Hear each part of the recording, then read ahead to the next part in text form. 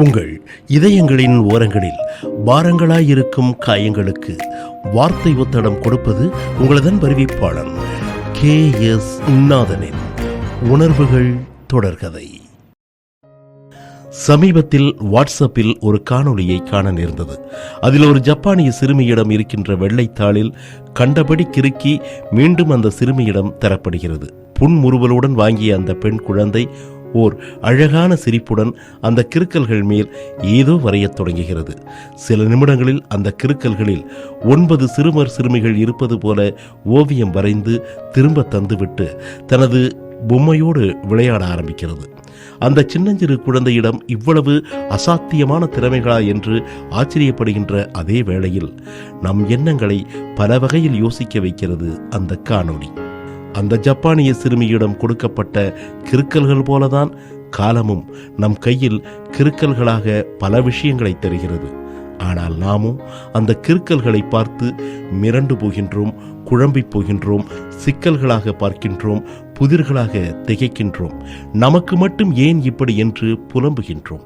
கடைசியில் அந்த கிறுக்கல்களை சிக்கல்களாக மாற்றி சிக்கிக்கொண்டு வெளியில் வரத் தெரியாமல் தவிக்கின்றோம். நமக்கு எல்லாமே சரியாக அமைய வேண்டும் என்று நினைக்கின்றோம். கொஞ்சம் கூட இடமாறாமல் வரிசை பிரகாரம் இருக்க வேண்டும் என்று எதிர்பார்க்கின்றோம். ஆனால் ஒருபோதும் வாழ்க்கை அப்படி அழகாக அமைந்து விடுவதில்லை.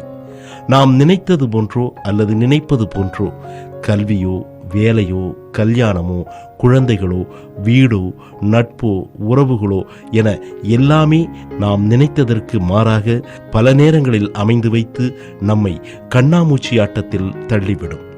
நம்முடைய வாழ்க்கையின் பிற்பகுதியில் பெரும்பான்மையான நேரங்கள் நமக்கு கிடைக்காததை நினைத்து ஏக்கப் பெருமூச்சிலேயே கழிந்து விடுகின்றது. நம் கை நழுவி போன அல்லது தவறவிட்ட எத்தனையோ விஷயங்களை நினைத்து கவலை கொள்பவர்களாகவே இருக்கின்றோம். ஆனால் நமக்கு கிடைத்திருக்கின்ற பல விஷயங்களை சிலாகிக்கவோ அல்லது அதில் திருப்தியுறவோ சந்தோஷப்படவோ மறந்து விடுகின்றோம். கிடைக்காத ஒன்றை நினைத்து தவிப்பவர்களாக இருக்கின்ற நாம் நமக்கு கிடைத்த பலவற்றை கண்டுகொள்ளாதவராக, அவற்றை புறந்தள்ளியவர்களாக, அதை ஏளனமாக பார்ப்பவர்களாக, அதன் மதிப்பை உணராதவர்களாக இருக்கின்றோம். அந்த ஜப்பானிய சிறுமியிடம் கொடுக்கப்பட்ட கிறுக்கல்களை ஒரு புன்முறுவலோடு சில நொடிகளில் அழகான ஓவியமாய் மாற்றியதைப் போல காலம் நமக்கு வழங்கிய கிறுக்கல்கள் என்கின்ற வாய்ப்புகளை, மனிதர்களை, சூழ்நிலைகளை, பிரச்சனைகளை அழகானதோர் ஓவியமாய் மாற்றுவது நமது கையில்தான் இருக்கிறது.